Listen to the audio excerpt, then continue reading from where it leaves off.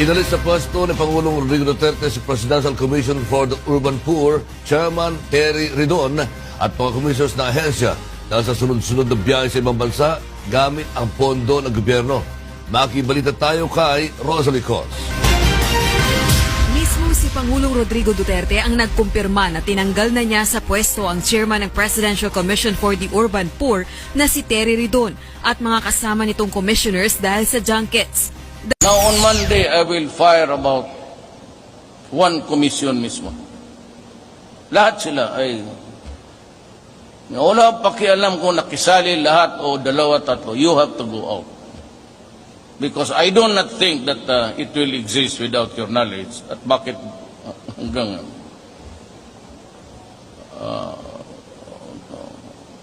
wala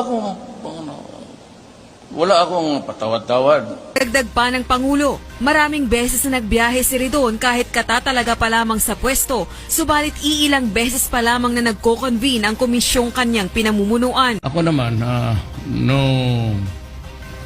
personal reasons really to fire him except that he had too much too soon. He was appointed September and he traveled about 7 times. And to think that the office is an urban poor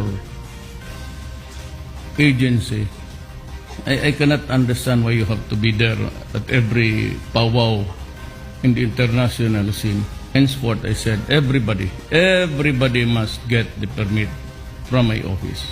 Kaya naman nagbabala na rin ang Malacanang laban sa mga opisyal ng pamahalaang gumagamit sa pondo ng pamahalaan para sa mga personal na biyahe sa labas ng bansa.